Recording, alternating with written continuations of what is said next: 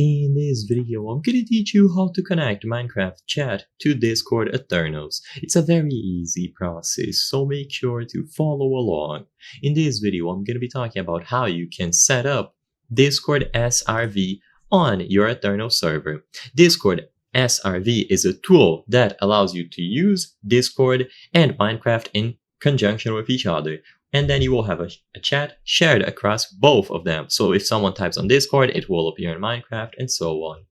So to do this, go into Eternals, and in here, use the plugins option at the left.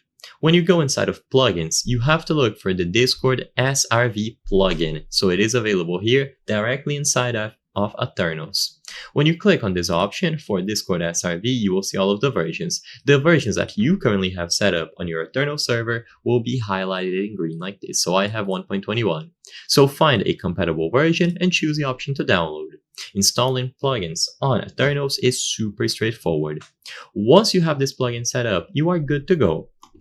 Now, you will have to set up Discord permissions, and sadly, this process takes a little longer.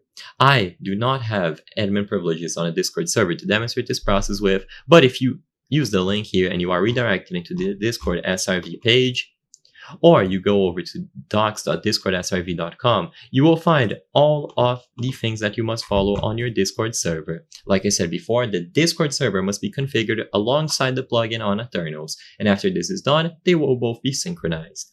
Now, before I end this video, I want to make something very clear. When I was looking at the channel metrics the other day, I noticed that 83% of you are not subscribed.